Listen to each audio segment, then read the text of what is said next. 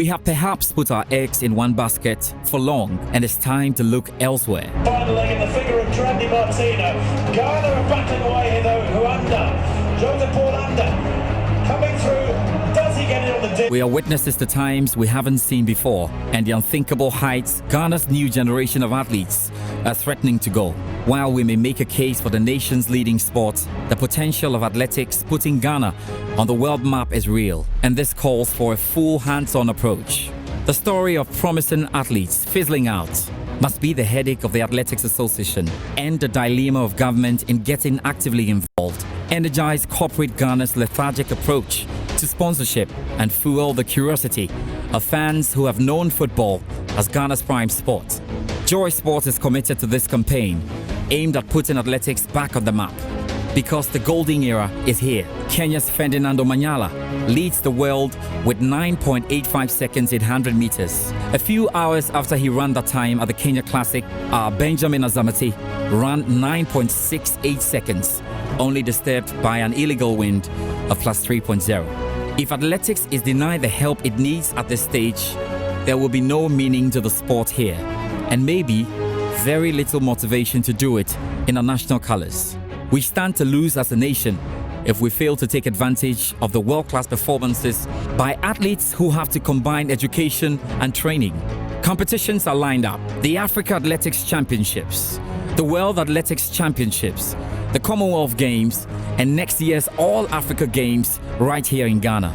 The gold chase is on, and with a definite aim of reaching it with Joy Sports. Hello and welcome.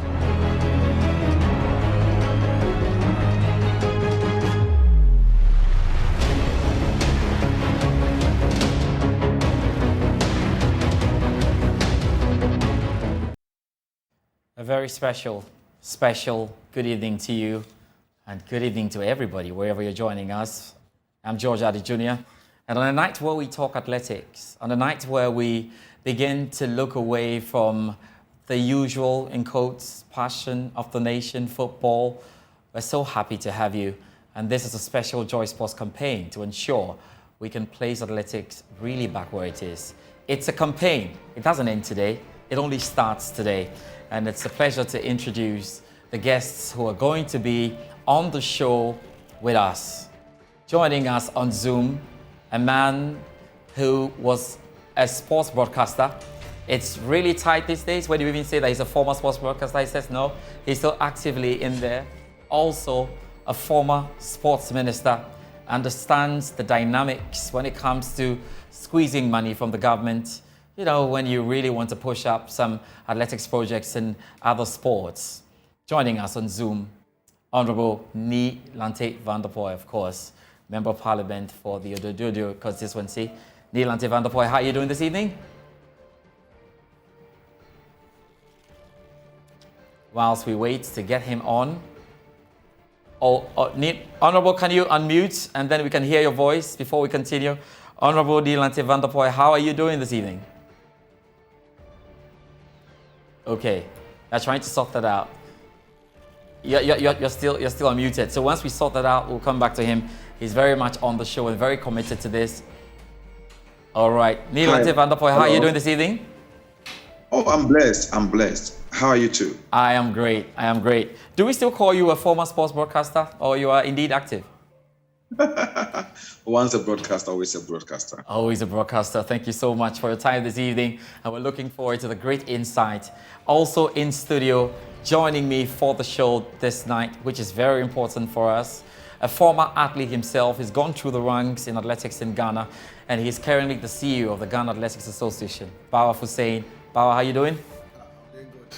You are looking good too, man. Thank you very much. It's a very big night.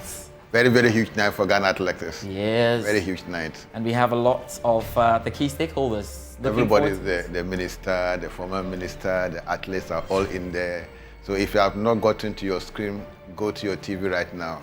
It's going to be huge thing for Ghana. Okay, you won't do bad as well as a sports broadcaster. We can add that to it. We can add that to it. Of course, my colleague Gary R. Smith is in a secret location at the moment. Later, he'll tell us exactly where he is and what he's up to. Gary, how are you doing where you are? Okay, that's Gary there. We'll get to Gary and he'll be telling us all of that. I don't know if Gary can hear me, but I was trying to ask you how you were doing and where you were. The secret location is not too secret, and so so that we will not get, if we could kindly mute, Jay, if we could kindly mute. We are not in a very secret location at the moment because, as Bawa Husseini did intimate, we do have the sports minister here with us, and his job is quite simple. He would listen to what all the stakeholders have to say, and as the custodian of the government in power, or the man with the keys to the state as we speak, he would let us know what the plans are and generally, take all the feedback that is coming. Minister, good evening. Good evening, Gary. And thank you for welcoming us into your secret location, as they put it. Thank you so much. Thank you so much. I'm also looking forward to this exciting discussion. And I know, you know me, I'm very committed to athletics and also sports in general. So I'm looking forward to this discussion. And for me, I'm here to listen to whatever concerns they have, and so that we can see together, we can see how to address those challenges.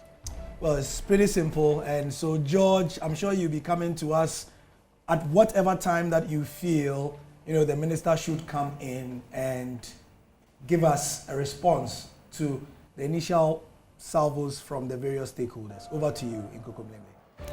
Gary L. Smith, and it means that we're perfectly set for this. I'll just hint that we'll have the likes of Azamati himself joining us as well to hear from the athletes what they make of all of this.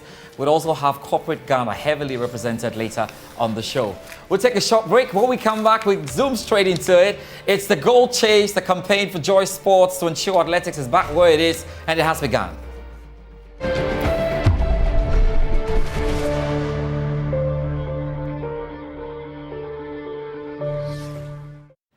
Thank you very much for staying with us. And now we begin the gold chase.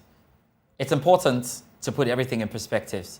So we'll have to go down history and just find out how our athletics has been looking, at least in the last few years.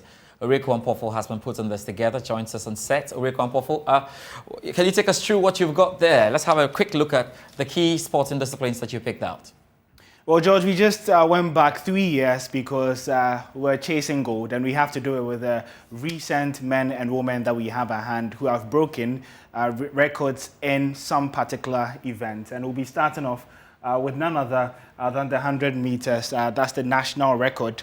And this one especially, said by Leonard Miles Mills, was set all the way in 1999. And I think, George, you spoke to him after Azamati broke the record. Yeah. And he said that was just a matter of time. And we've seen Azamati not only break it once, but break it twice with the 9.97 and then later running 9.90.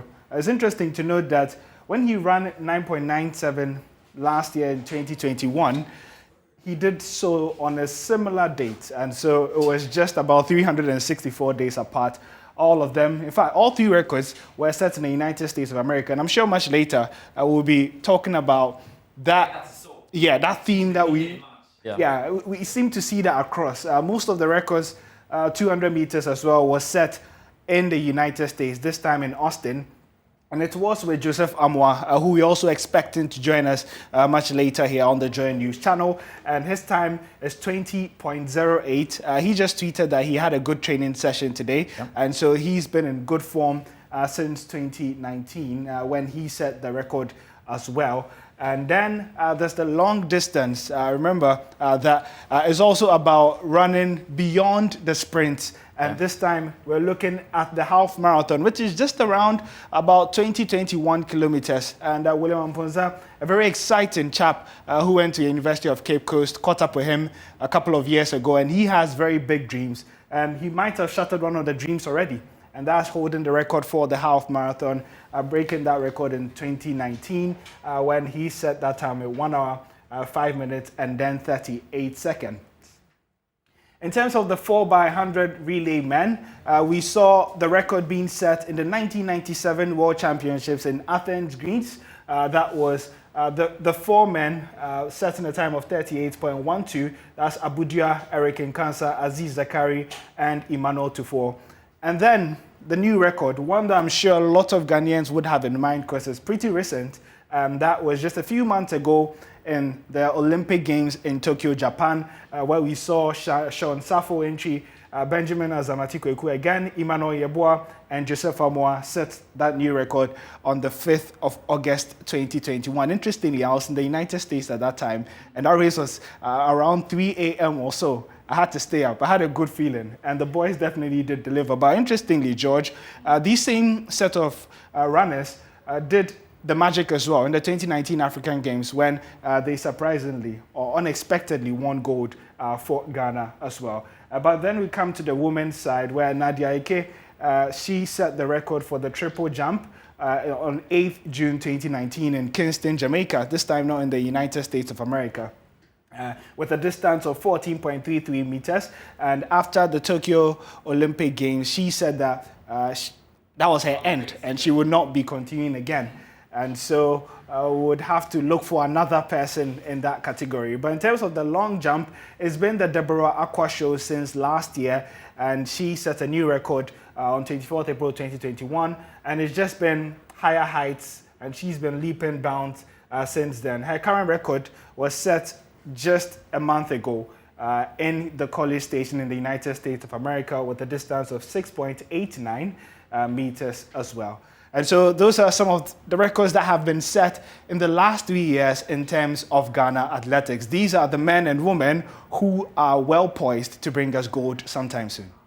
Thank you very much. Giving us an idea of what's been happening in terms of the records. It's important to tell you as well that we have a special crop of athletes. Why not? We've seen Benjamin Azamati with his 9.90 seconds in 100 meters, currently second in the world. Joseph Asamoah with his 9.94 seconds, currently fourth in the world in 100 meters.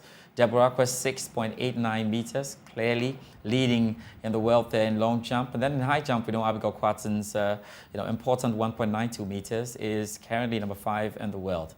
What have I left? They are great guys. Can we just remind ourselves of where they came from? Erasmus Kwal is editor at Liquid Sports and has been following the sport for a long time. I caught up with him. Well, I think it's a lot of work. First, we are never short on talent. Ghana always has great talent. Now, it's about harnessing the talent, making them know what is possible, and then for the talent to also be able to work hard at attaining that. And so we handle it at various, levels. In terms of the school system has always been the backbone for Ghana sports or Ghana athletics, for that matter, over a number of years. Of course, the school system changed, the sixth form system and all that, so people now allude to the fact that the Ghana University Sports Association has now become the main bedrock for athletics in the country. Now, when these athletes were scouted, I remember the stories of Martha Bisa, 2014, Abigail Quatin. They were in the same team that actually attended the Africa Youth Games in Botswana, Gaborone. You can simply describe them as green at the time, but the talent was there. I mean, they are never short on the zeal or the effort to be able to achieve something on the track, in the high jump or whichever event you put them in. They always give up their best. So when they were scouted and then given that platform to go to the Africa Youth Games, it was great to see them, and then listening to the instructions from the coaches and being able to achieve those laurels. Of course, Abigail Quatin did 1.50 meters in the high jump. She was 7th overall, which wasn't so great to talk about, but that was a starting point for her. Martha Bisa, on the other hand, did an extremely good time in 2.10 seconds in the 800 meters, placed 3rd and qualified for the Nigerian Youth Olympics, subsequently won a gold medal, which was such a high caliber achievement at the time. The rest of them still had to undergo the development part. Of course, Ghana has always had athletes going to USA where they are able to combine their sports and education to achieve their aims. So the Professor Dodu-led administration continued that pathway for a lot of these athletes to go to the USA. Yes, we didn't get all of them, getting to the highest level.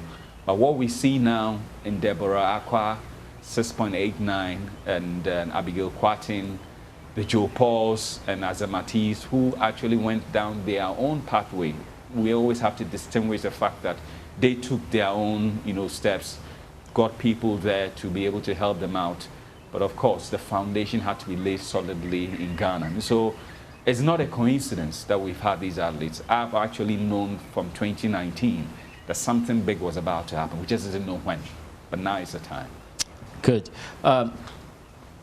Over the years, and I'm talking about when you worked directly, and of course you're still actively involved in athletics.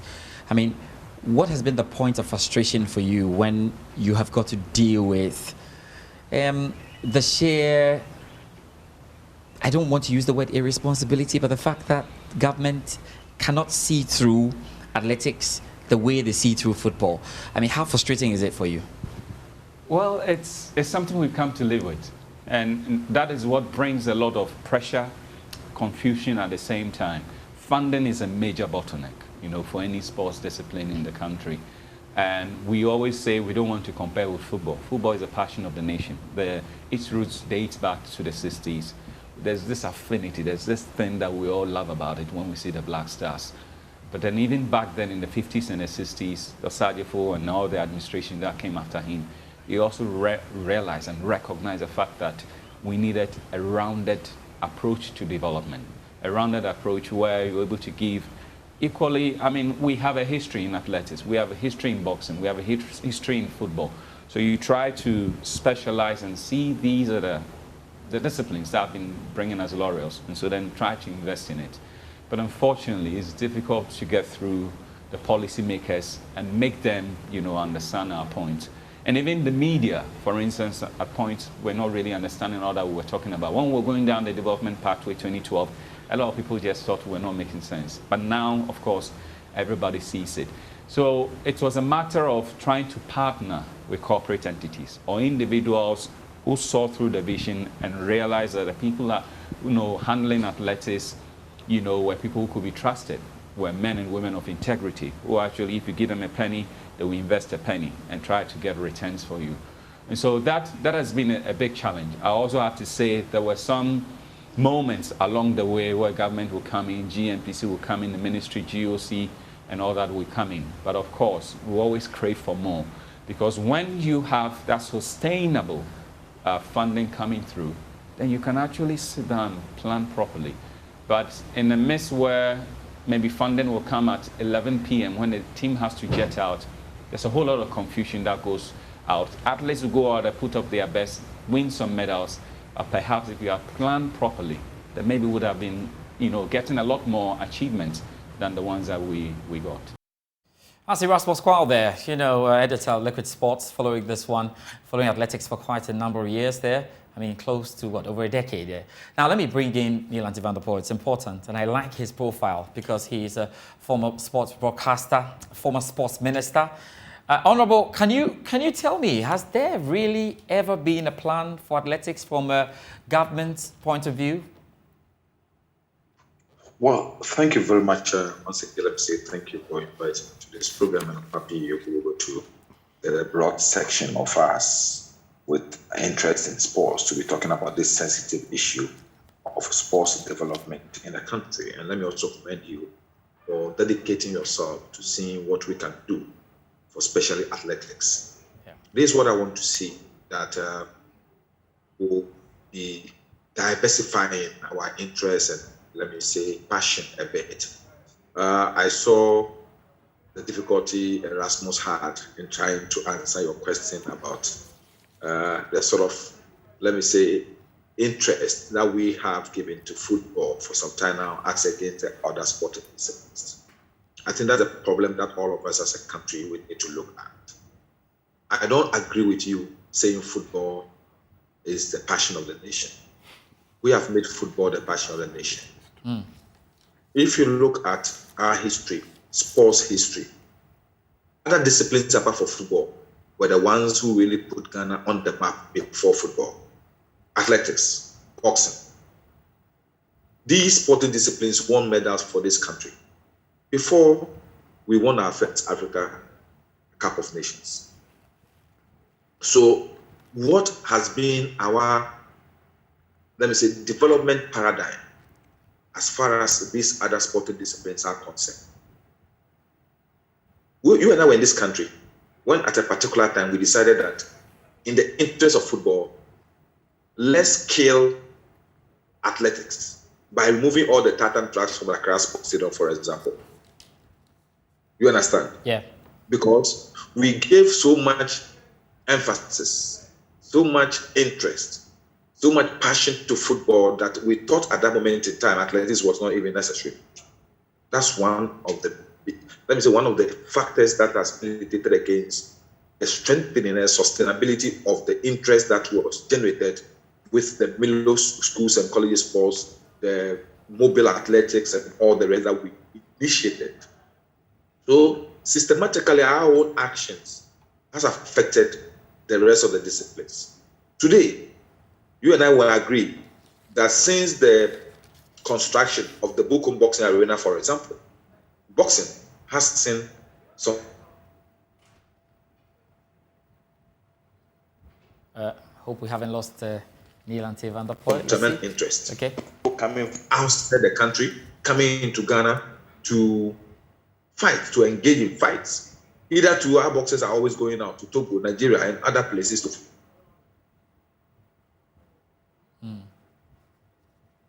Right.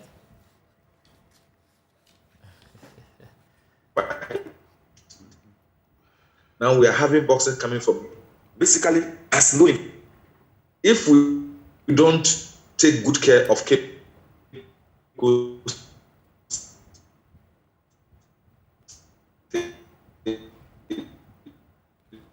Okay. All right.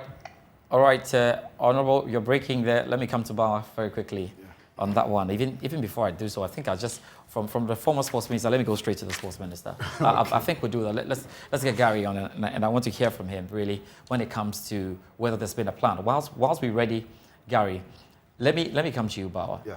You have been an athlete before. Yes. You've been following this. You are now an administrator. Yes. Do you think there's ever been a plan for athletics in Ghana? Not that I've ever seen. I've never seen a plan until we started the process of sending athletes to US. That was our initial plan. Because when we came, we realized that there was a huge gap between the foreign-based athlete and the local-based athlete. At that time, Aziz was the topmost athlete that we had in Ghana, and he was running 10.2. And the second person that we have in Ghana was Apio Kubi, who was running 10.6. So there was a difference of 0.4 seconds in between our first athlete and our second athlete. So we saw that that was not acceptable. That's why we started building up. We started organizing this RLG Grand Prix in 2011 and 2012. That was one event that the World Athletics rated as a silver level event in Ghana. That was equal to that of Rabat and Senegal. Okay. You know, we used to have the Diamond League in Rabat and Senegal.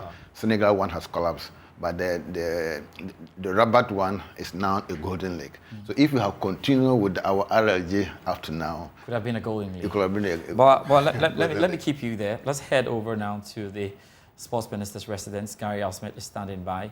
Well, a sports minister needs to answer a few questions when it comes to whether there's been a plan and whether there is a plan, Gary.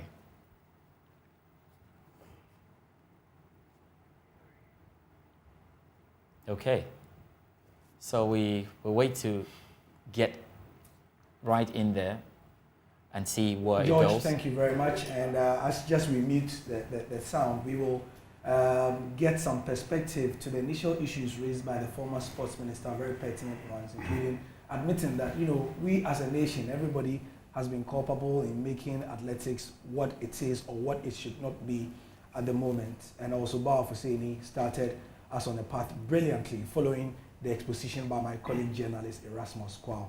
We are at the Ministry of Youth and Sports in the office of the minister, and he was being so gracious to give us audience to listen to what has been said. So, Minister, I mean, you heard the initial things. The former minister, whose home was here, says that, you know, we collectively as a country decided that football should be the passion of the nation.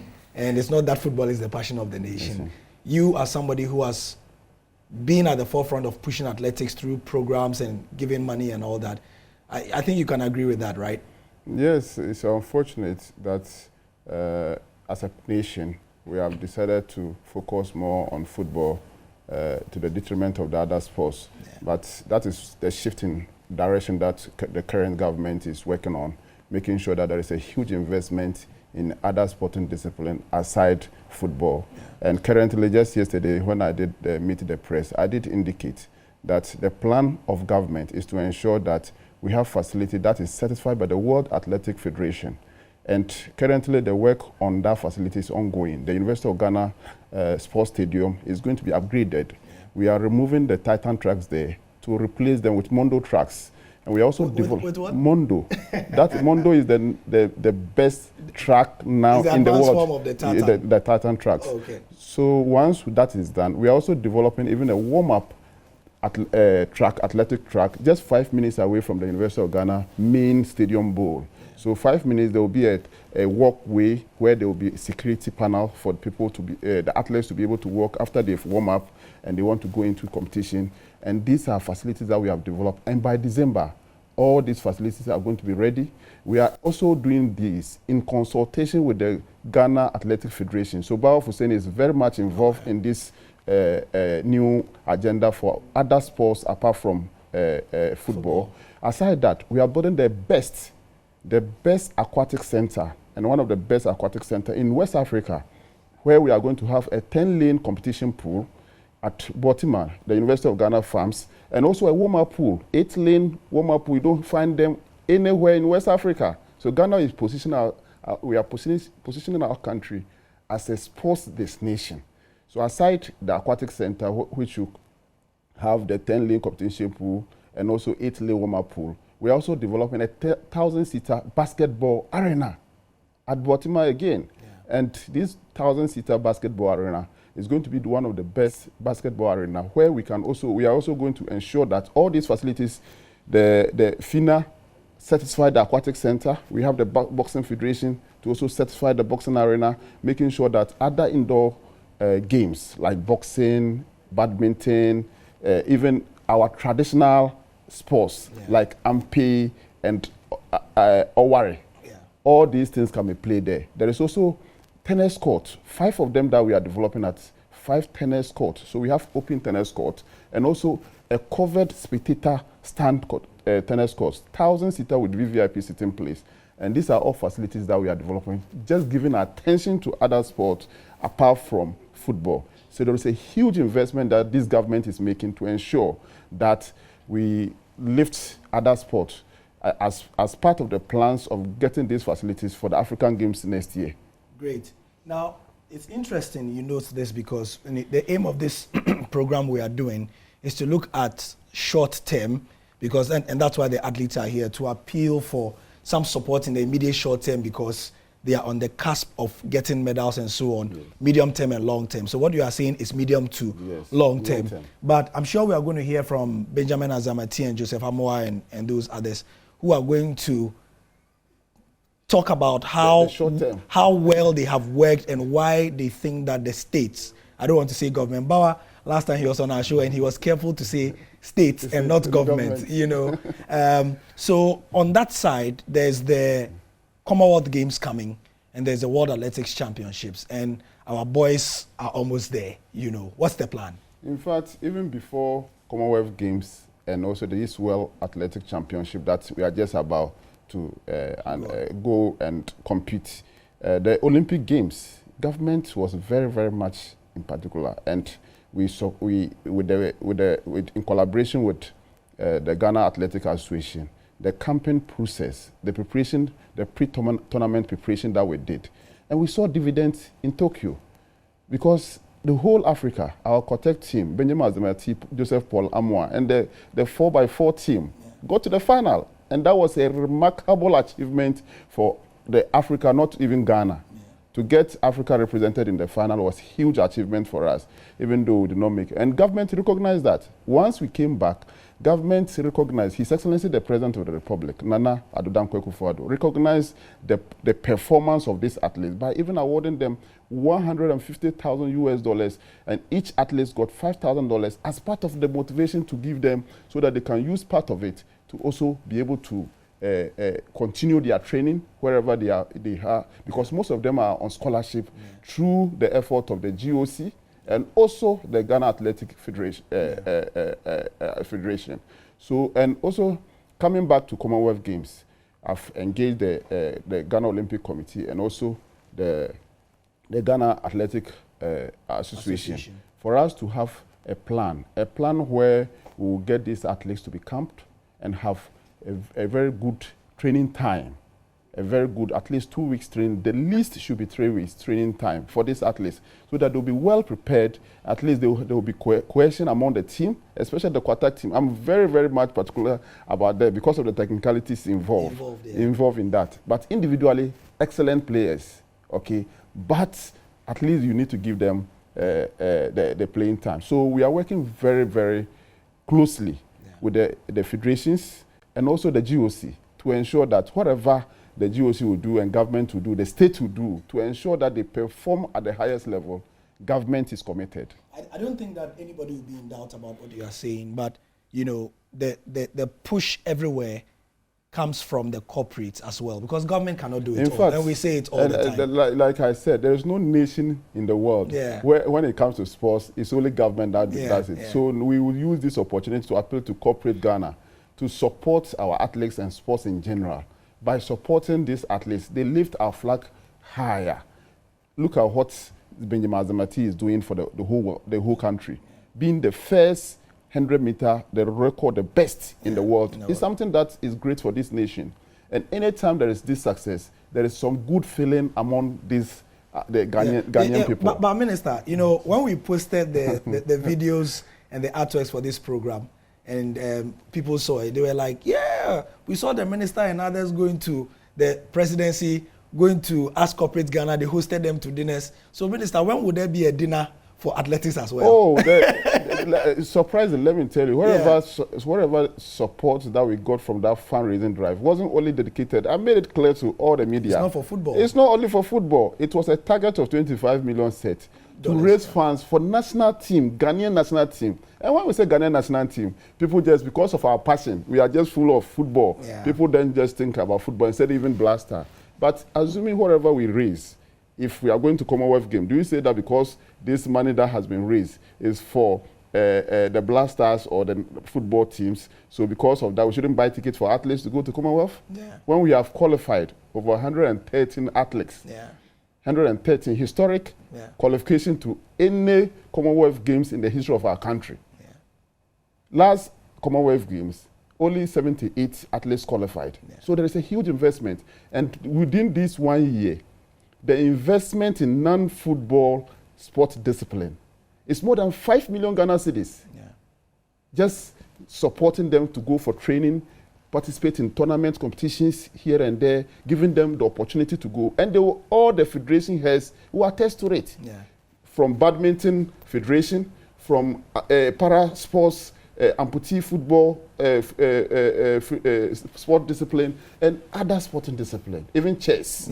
All of them, we are supporting them. And you can cross-check from all these federations that this government is committed to supporting equitably. We can't do it equally. People should not say equitably. We will support them equitably. So, I mean, basically, we have set this program on the premise and set it on the premise that these athletes are just some cash away from winning medals. They want to hear from you as well. They are assured. They should be rest assured. It's coming. That from His Excellency the President of the Republic, Nana Addo Dankwa Akufo-Addo, all the way to me, all the way to every single Ghanaian, that we are committed in supporting them, both to participate and lift and get medals, gold medals, both in the Commonwealth Games, in the world, and also in the World Athletic Championship that is going to take place in the USA. So preparation, they should we have already concluded on their preparation. So they should be comfortable. Oh, Bawa is there. George, when we finish, you are asking Bawa about what the minister is saying, so that Bawa will tell us that this is what is the case. Yes, so Bawa is there. There is a 2-week training plan that is planned for these athletes, for them to be able to prepare very well and be able to do well in the championship, the World Athletic Championship.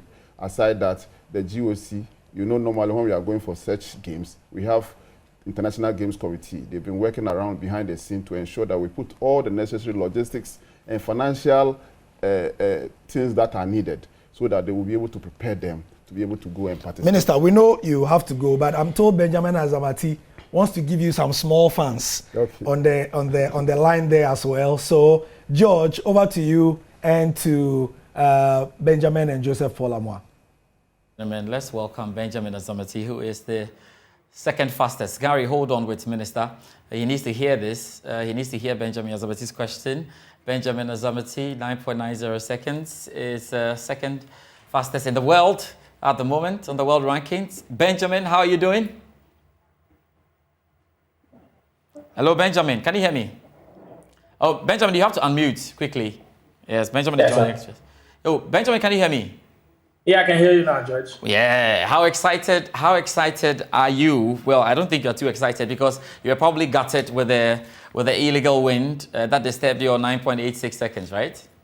Yeah, of course. I mean, I wanted to, run the 9.8, but then unfortunately the wind happened. So, I'll just take it in good faith. Okay, that's one shot to you. Ferdinando Manyala, we're coming at you hard. But we have the sports minister on watching us right now. One of the key problems some of you have discussed is just what happens when you finish your education in the university, because then there's no scholarship. I'm going to give you the chance to ask the sports minister a question, and he's going to answer it. So, Azamati, the sports minister is listening to you. Can you put your question to him now? Oh, yeah. So it's basically about after the NCAA season is over, we are on scholarship, and then for some months the scholarship ends. So once it ends, the school can decide not to make you use the facilities and all that because the school is over, the season is over. But so after that happens, they don't take you to competitions anymore because we just compete in the NCAA seasons. So if you are not a professional, and Joe, myself, and the other athletes are not professionals, we have to, have the funding to be able to, compete with these top guys. But unfortunately for us, we don't get that. I mean, it's a different ballgame together competing with collegiates and then to compete with professionals also. It's very, very different. I myself, I witnessed it when I went to the Olympic Games. It's very, very different. The mentality and everything is very, very different. So when you get a chance to, compete with all these people, then would you are ready to, compete at the world stage, compete at the Commonwealth Games, compete at the Olympic Games. But if you don't get that chance, I mean, we just go there and, don't have that mindset to, compete and win laurels for the country.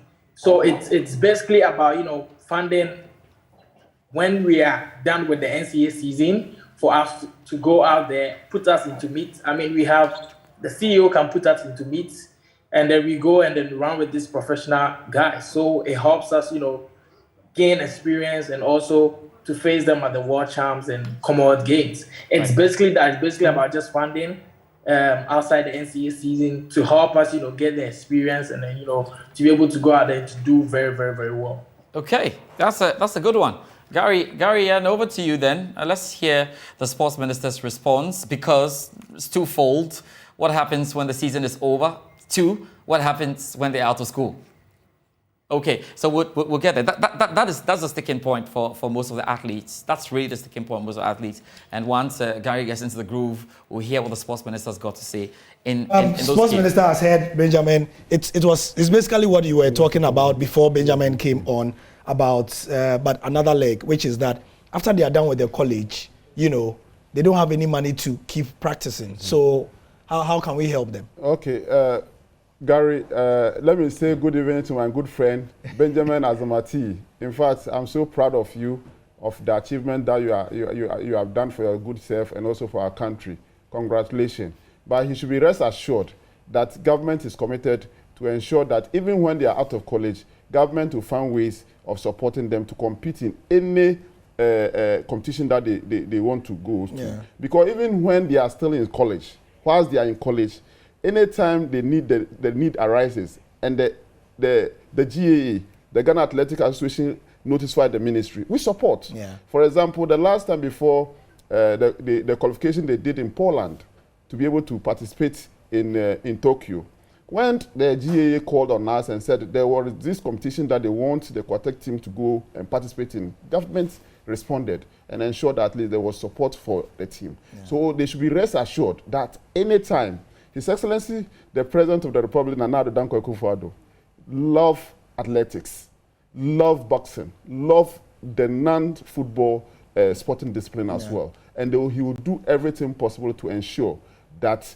whenever and wherever they want to do, government will support. But we'll also appeal to corporate Ghana and also corporate institutions even outside Ghana that will also be able to support our athletes to also do so and help so that we can reposition even those who have not gotten the scholarship yet, but also very good athletes for our nation.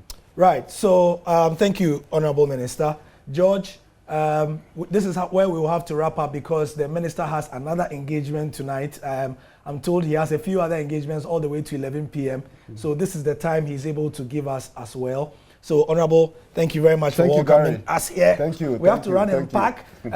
Joe Paul is also on the line. I'm sure he will have something, but we'll be paying attention and subsequently the Minister will respond. My senior brother. Your senior brother. Will respond to them. I work very closely with him. Yeah. Sure. So, George, over to you and the guys in Kokomlemle. And our greetings to Joseph and to Benjamin Azamati as well. Yeah, thank you so much. Joseph Asamoah has joined us as well. Joseph, how are you doing this evening? Joseph is a lover of 200 meters, but yes, he can get a goal at 100 meters. And it was great to see him do 9.94 seconds, currently 4th in the world. Joe, how are you doing? I'm good. How are you? Yeah, I'm good. It's good to have you. Just a quick one. Is there any question on your mind you want to be addressed? Because I'll tell you at the moment we have the former sports minister on the call. Sports minister is monitoring. Baaf Hussein is here. Dr. Kwame Banu as well is on the line from GMPC. And yes, so if there's any question on your mind, something that you need to be done badly, can you tell us? I'd like to say good evening to you all. That's right. And also I'd like to say thank you for, giving us the opportunity, this platform to, put out there like our needs and stuff like that.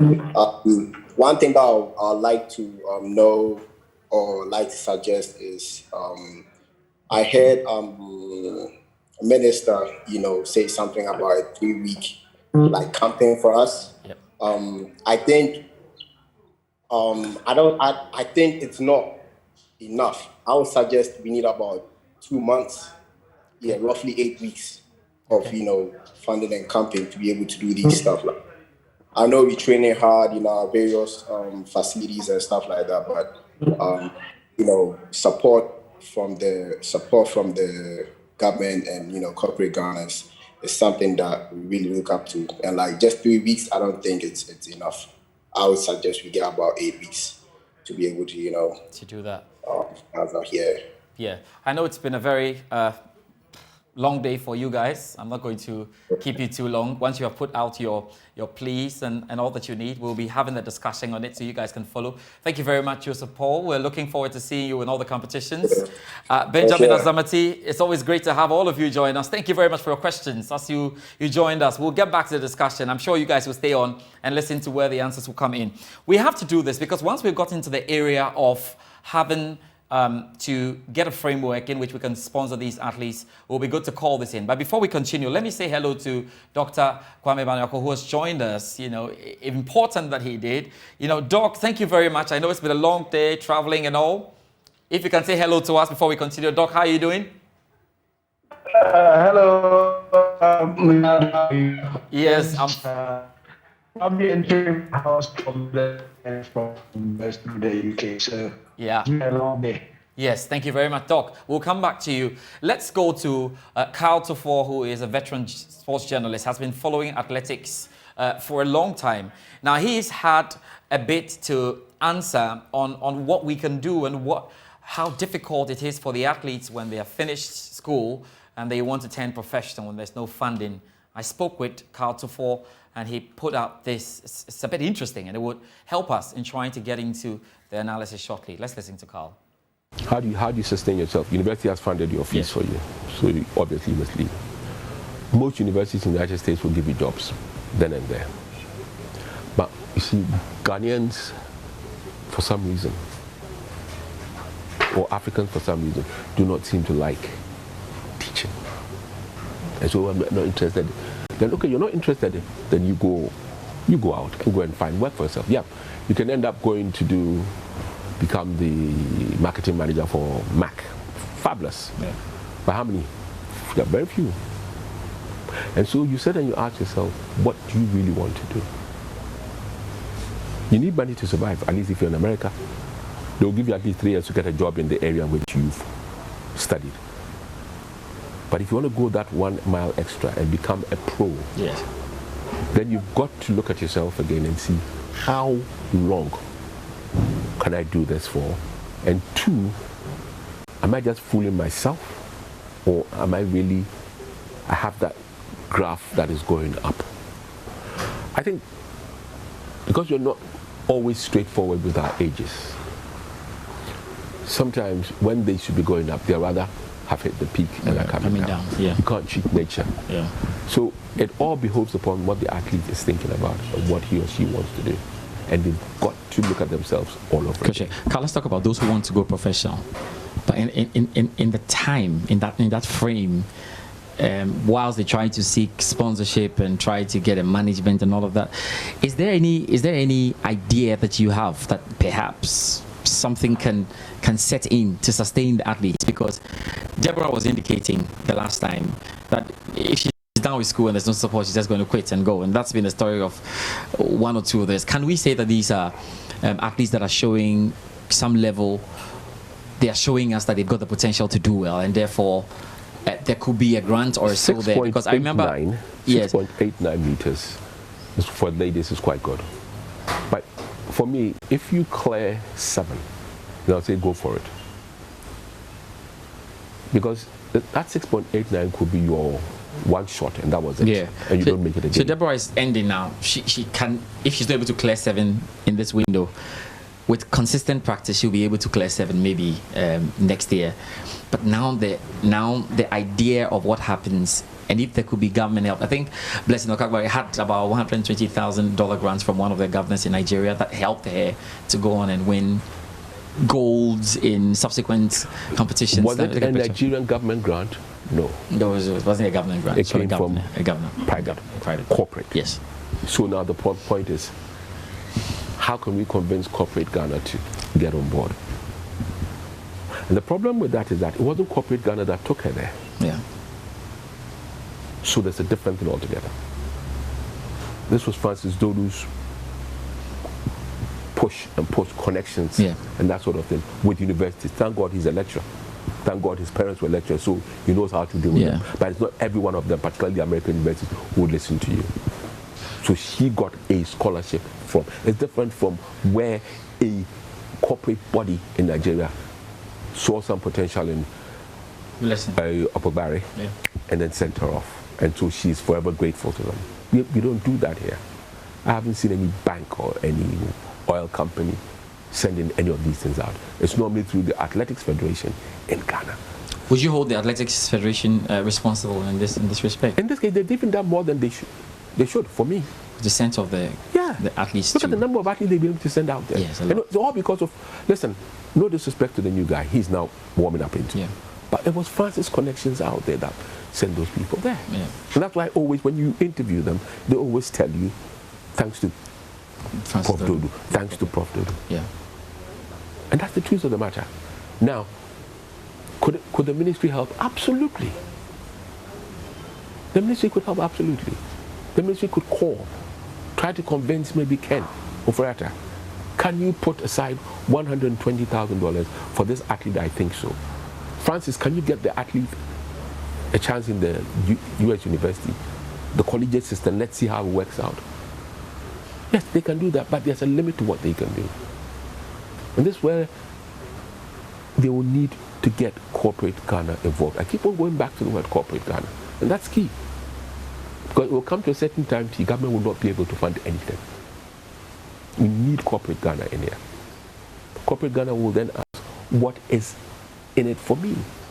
And that's key.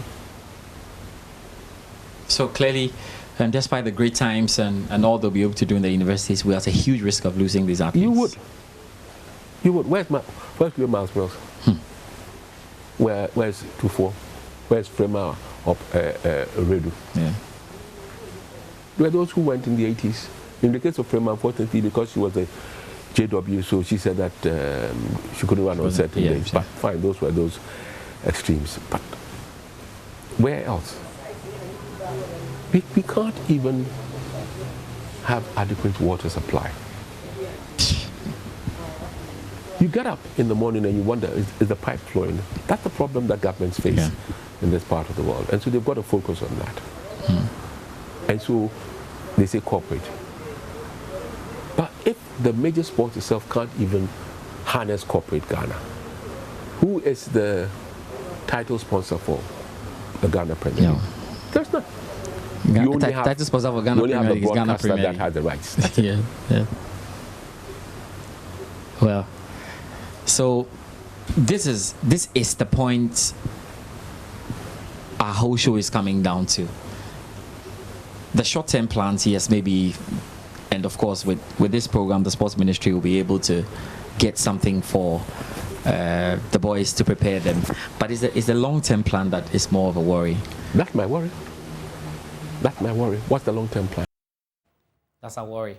That's Bauer's worry. Bauer for saying that's your worry. Yes, that's everybody's worry. The huge questions there for corporate Ghana. We'll see what they tell us about it. That's why Dr. Kwame Banrak was on for this. We'll quickly head on then right now to hear from Christian Insia. He was part of the quartet that won 2003 gold at the All-Africa Games. He did his best in 200 meters as well. He's been doing so well, as well with the team. He was with them in Poland for the World Relays Championships, currently part of the national coaches for athletics. And because we're going to be speaking to corporate Ghana shortly, I needed him to explain what they need. What is it they need as a coach from where he sits? Let's listen to him. I think the plan should be a two-stage process. There should be a short-term plan and there should be a longer-term plan. The short-term plan is how do we prepare these athletes for this coming up international season. We have so many competitions to compete in. We have the World Athletics Championship in Oregon, US. You have the Commonwealth Games happening in the UK. You have the African Championship happening in Mauritius and things like that. So you have so many competitions. Plus, next year, we are supposed to be hosting the All-African Games. Now, as a host, I don't see anything that our government is putting together or our ministry to putting together to prepare for that competition. I hear a lot about the facilities and all of that, but we can have the competition all right, but how are we going to perform? We need to, starting from the grassroots, we need to identify some athletes, we need to put some money into funding them, and the athletes that are here, we need to put together some funding based on performance. Several countries have that, where they have some funds. It's not just, I'm not talking here just even about athletics. All the lesser known sports like boxing and all that stuff. We can put together a fund where, depending on your performance, you get X amount of dollars, right? Or X amount of Ghana cedis, whatever you want to put it at. But something to sustain these athletes. For example, Deborah, I listened to Deborah's interview with Fentio a few months ago, and Deborah clearly stated that, hey, if something is not done, I'm about to graduate, and as soon as I graduate, there's no funding for me, my school cannot take care of me, so where does she go from there? This is the type of funding that they need for that longer-term purpose, and I feel that with something like that in place, it will even motivate the athletes more. Short-term wise, I also believe that for the athletes to get ready for these competitions that are coming up, especially the well-known ones, we need to put together some funding and planning for them to compete, especially the relay teams. Relay sometimes is not about who is fastest. USA, for example, on any given day, probably has some of the top fastest runners in the world, but tell me how many times do they really win the relay championships? They drop the baton more than anybody else. Part of it is chemistry. And chemistry is only, like our guys together, they're cool. They are really nice friends together, but when they're competing, there has to be chemistry in baton changing and all of that. If you remember, Azamati, after the Olympic Games, mentioned the fact that he kind of was a little bit starstruck when he went to the Olympics. If you remember, he said something to that effect. Yeah, and in an interview with me when he came back, yeah, he did, yes. Right. And the thing is that it's a problem in the sense that Azamati, even though he's in the US, his division that he runs in, and sometimes he does run against some professionals, but not often, right? And so going to the Olympics without competing at that level is something that we need to, of course, it was COVID time, and going out and in and out of any country was a problem. So I give a pass for last year, but this year shouldn't be the same. So we need some money, either the government come up with some money or they help us approach some companies, some corporations that will help. I understand, for example, GMPC gives some money to some grassroots movements like Ghana Fastest and all of that. We also need some for the national team. You get what I'm saying? Yes, it's all good that we are getting the grassroots going, which helps with the sport. But we cannot do that and forget the top end either. Like there was a very sad case that the last World Championship that they had, the guys and ladies that went to that World Championship were not given a dime for per diem. How does a group of athletes, young kids, if they were your kids, I'm telling all the ministers, the president, everybody, if they were their kids and they go represent the country and they were not given a peswa for going because we said that there's no funding, that's a problem, you know. And this is where I dove my heart out to these kids, because every single one of them, Benjamin Azamati, Joe Paul, they can get up and walk into any team in this world of ours. If they change nationality like guys are did, should we complain? So we really need to do something in the short term and in the long term. In the short term, I think we need the funding for this year. And I think this minister, I've talked to him before, and he's a listening minister, and he should talk to the Ghana Athletics Association and figure out something, because regardless, we have the athletes and we need to really take advantage of it. This is the year that I believe these boys can get some medals for the country if we do a good job preparing them. Good points. Bon Hussein, the CEO of Ghana Athletics, is still with me. Dr. Kwame Banuako of GMPC is still with me. And Nielante van der Poel, former Minister of Sports, is still with me. When we come back from this break, we have to find out if the Athletics Association is that attractive to corporate Ghana. Can corporate Ghana do just more by taking on one or two of these athletes? Can government lead the association to get money from corporate Ghana? We'll find out all of this when we're back with more on The Gold Chase.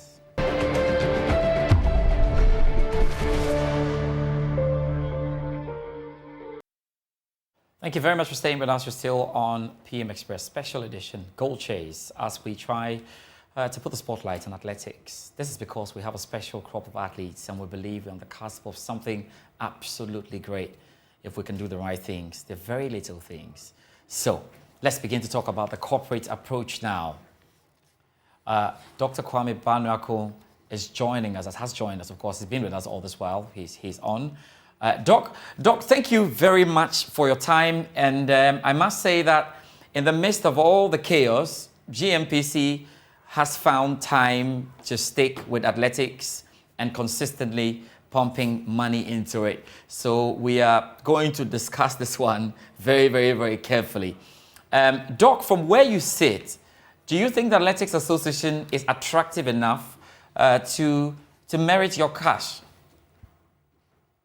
Well, as far as we are concerned, every request for sponsorship is reviewed alongside our corporate objectives of impacting lives and enabling dreams. So basically, GMPC these are the two core issues that we look at when we decide to sponsor an event or a tournament or any game to that extent. To what extent does it fit into our corporate objectives of enabling dreams as well as impacting lives? And we don't do sports sponsorship as CSI. We do it because we believe there are returns to GMPC. So any organization that approaches GMPC, look for sponsorship as far as sports is concerned, needs to appreciate that GMPC doesn't do sports sponsorship as part of its CSI. We do that as part of our advertising expenditure. We are looking for mileage. We are looking for benefits through association. And so you need to put a proposal and convince GMPC why you think we should put our money in your event or your program. And that's the extent to which we have supported the Ghana Fastest program, which, to our credit, has developed guys like the Azamati and Asamoah that you spoke to today. From a GMPC position, we saw the vision of the organizer of the event, the Ghana Fastest program. It's a twofold program. It's the Ghana Fastest competition and the GMPC Club. So the best athletes from the Ghana Fastest competition are then come and put together in the club, and GMPC sponsors them for a given period of almost a given period. And the target was to prepare and develop athletes for the just ended Olympic Games. And we are proud to say that we achieved our objectives, i.e., if you look at the quartet that the minister and the boys talked about, 3 out of the starting quartet have all gone through the GMPC club, which tells you that once you put your money where your mouth, the results come. And so we, from a GMPC perspective, we looked at the program. We thought it was worthwhile our investment, and we think we've obtained the benefits that we're looking for. But this is a private individual. Let's give credit where credit is due. He saw a vision. He's a former Olympian, and he saw that it's an opportunity for him to support. He sent a proposal to GMPC, and GMPC agreed to support. And I think we all are proud of what we've been able to achieve. And as I speak to you, a proposal for renewal of that relationship is on my table. We are reviewing it, and if the board of GMPC feels that the impact that we're looking for have been achieved, which I think it has, then we might probably renew it for a couple of years as well. Beyond that, Ghana Athletics Association will have to be more proactive. It might not be just GMP, but corporate world requires you to put together a proposal and tell them what is in it for them. It is not CSI. It's not part of the things that they told out to sporting association. You need to convince us. Even in football, if you notice our relationship with Kerala Football Club, it's the mileage. We try to kill two birds with one stone, engage people within our community, our operational area, and also build our brand, which is being done through the front jersey of the Kerala Football Club. And because they are doing well in their television, the GMP brand is there. So there is always corporate Ghana is always looking for opportunities like that, where we put certain amounts of money. It's an investment. And so it has to come up, it has to generate returns. So it's not money that we dash out. It's an investment that we make that has to give us a return. So if Ghana Athletics Association wants to deal with GMP or for that matter, any other corporate organization, they will have to put together a program. And I listened to my fellow Okatechi, Christian Isia, who was 1 year behind me in February, talk about what kind of incentive package we can put together for these athletes. If you put a program together and you go to corporate Ghana and say, look, we need to send our athletes to the Olympic Games. If you give us so much money, this is how it's going to support these athletes and the returns to you as a company. Maybe if the athletes are warming up for events, they wear your T-shirt or whatever. There has to be something for corporate Ghana. You can't just ask corporate Ghana, which has, the manager responsible for advertising and everything has a CEO he has to report, he has to convince. That CEO has a board that he has to convince that the money that is being spent is being spent for a good purpose, and that the organization will get a return. So it's not just like saying it already. We are calling corporate Ghana to come and support. That corporate Ghana will put their money. Trust me, the MTNs and all those things, they are looking for opportunities to make returns. But somebody needs to put a proposal together, go to them, convince them. We all need convincing, because I also have a boss that I need to convince, and my boss has a board that he needs to convince. And even my board has to convince Parliament, because GMPC's work program goes through Parliament for approval. So we need to be sure of what we are doing with the money. And I think to that extent, I would say that Power and his group will have to do a bit more than they have done so far. I think they are on the right course, but they need to up their game. Okay. Boa, you heard that. You agree that you haven't pushed as hard to catch the eye of GMPC? It's difficult for me to answer that. I know for some time now we try to meet the GMPC management. We even wrote letters for a meeting so that we will discuss those issues. He was talking about how lucrative, how attractive, not lucrative, how attractive yes, your package is so far as they are concerned. I remember in 2017, they supported to go to World Championships in London. In London, yes. Yeah. So after that, we tried to engage them with documents, with letters, so that we'll sit together, even with Ghana Fasters. Yeah. We'll sit together and see how we can harmonize their support for the Ghana Fasters, so that it will not be only for an event, but it's going to be there for the entire national team and those things. Unfortunately, that meeting didn't come off. But let me just add to what the doctor said. Athletes like Azamati and those who have gone through the GEA program, through sometimes with the Ghana Fastest program, we had a lot of programs that the athletes ran through. For instance, Azamati, for instance, before he came and ran the Ghana Fastest, we took him to Niger. Yeah. We took him to Burkina Faso. We took him to the African Games in Morocco before he came and did the Ghana Fastest. But we are not claiming ownership. Yeah. Because he came from a coach, he came from an institution. Yeah. We were just offering him opportunity for him to compete. Yeah. But we don't claim that we are producing. Yeah. So it's a bit dicey for him to run in one particular event. And the event claims that he has. But more to the point, more to the point, you want harmony in the way the money is distributed in having the national agenda. So we had wanted to meet with the GMPC, meet with the Ghana Fasters, so that we harmonize all the resources. But I will not fault Dr. if he said that we have to up our game. Yeah. Because whatever you do and somebody sees the flaws or the shortfalls, you have to up it. You have to up it. So I do appreciate that, and we will still come knocking their doors with proper documentations. I've listened to what he said and I've taken good notice of that. Yeah, we will do not only them, not only GMPC. There are other corporate institutions that we have to approach. Now is the time for us to go to the corporate bodies. This is what our athletes are doing. This is what you can get putting your money on the athletes.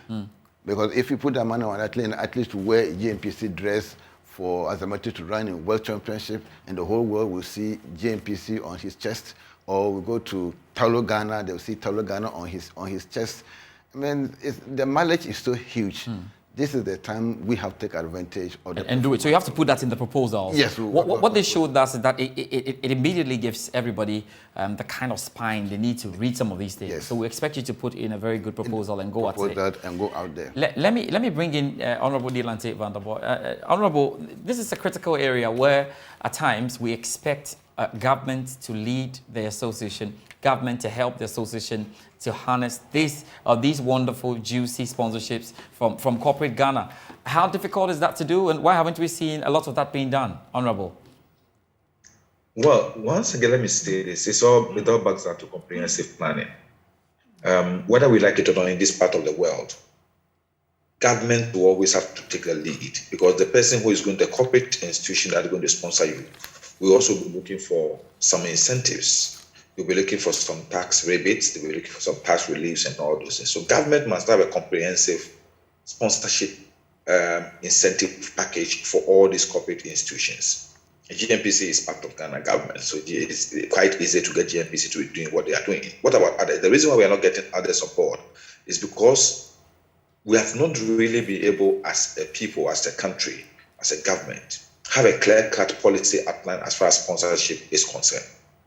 So that, some time ago we had a long-term plan between Mobile and the Ghana Amateur Athletic Association then, and the Ghana government. So Mobile was sponsoring the Mobile Games, annual games. Is there. What we need to do now, especially with athletics, if you are going to say we are going to have a comprehensive national athletics development program, what does it entail? How long are we looking at it? Where do we get the resources from? How are we going to make sure that we have a sustainable program that will also help these corporate institutions to be able to claw back some of the investment they are going to make in that area? So we need, if we have government, the ministry need to have a very special desk that will have people with that corporate sense, that know how to go out there, talk to people in order to be able to get their products to be associated with the various sporting disciplines.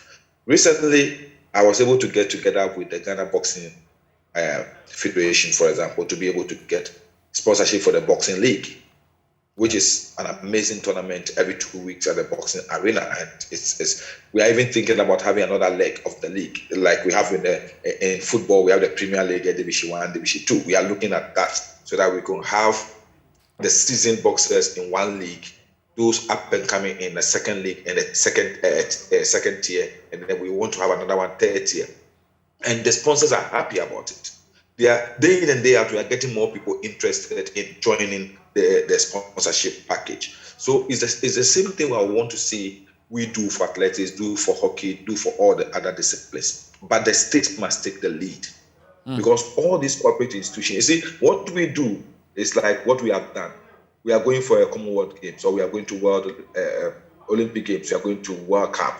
So then we put something together. We say, Ghana, we need $25 million to be able to go through all these activities. So corporate Ghana come and sponsor. No, we should have. You see, when you go to a place like South Africa, almost every discipline has its own special sponsorship. And the government leads that. So for example, APSA is totally in charge of maybe cricket. You have another entity in charge of South African rugby. You have another corporate institution in charge of South Africa, the Premier League. For example, DSTV is in charge of their Premier League. So they even have Disky Challenge, even for the Junior League. So the various sporting disciplines has its own unique package. But all these are led by the state, because that person coming to throw his money into it will need to get the money back. Like you see, Banaku told you, they are not just doing it because they have money to spend. They want a leverage. They want some mileage. How do we ensure that if a particular corporate institution comes in to sponsor, let me say, hockey for the next 10 years, what is in there for that corporate institution? How do we make sure that they get the sort of mileage they'll be looking for? It should be a comprehensive thing. For example, the ministry should be able to get in touch with people like you and say, like, oh, look, we are even putting Joy or putting multimedia as part of this deal. They will give us a sort of, let me say, mileage, advertising mileage we are looking for, and all part of that. So it will be, we should have a basket full of various interested corporate institutions that will want to be associated with it. But two, the key thing is that we've never actually planned. We've been doing management all this while. So we have an athletic championship coming up. Oh, let's put the athletes together. Let them train and let us go around. After that, that's the end of it. So like the athletes are saying, like Christian Sian said, like Azamati said, after the NCNA or NANC championship, we know that we have these athletes who we are looking at participating in the World Championship, going to the next Olympics. But then their scholarships will end at the end of their... What is there? What plan have we developed that after school, how do we get them to compete in the various meets? the World Championship, the World Indoor Games, and all those. How do we get them to be competing in those things? Like as Benjamin said, so that they will also develop that psyche, that, let me say, experience to be able to compete with the old folks who are the professionals. At the top level. At the top level. I think, Honorable, you have made a fantastic point. My time is almost up, but thank you very much, Honorable. You have made the point. You have spoken about a special department in the Sports Ministry that will look at proposals of the various national federations. That's an important one. Thank you so much, Honorable Neil Lante-Vanderpoel, for your time. I'd say a big thank you as well to Dr. Kwame Banuako for joining us. We definitely want to do more of this, Doc. We have to do more because I'm sure the next time we sit to talk, I'll be asking the question about the possibility of GMPC taking on, an athlete, just on like maybe Azamati or Joseph Paul because they think that they're great. We'll come to that, in subsequent bulletins and subsequent editions of Gold Chase. So thank you very much, Dr. Kwame Banuako. We have to do this. We have to hear from Dr. Andrew Owusu, who is also part of the current national coaches for the athletics. Now, remember that between 1995 and perhaps 2003, he was one of the wicked triple jumpers around. His record is still not broken. Yes, it's still right intact. Let's hear from him. He was speaking to us about how special these boys are and why we must take advantage of them now. Number 1 and 2 in the world. It also doesn't take much to derail them. Which is the better they do, the closer they get to some of that world level performance, medal hopefuls, the ability to win medals, the more attention we need to also pay to their well-being, right? So when you talk about Deborah, you talk about Abigail, I'm not too worried whilst the season the collegiate season is ongoing. But my biggest fear is that once the collegiate season is over, if we don't do something, it will really be a tragedy that at a historic point in time that we end up failing them.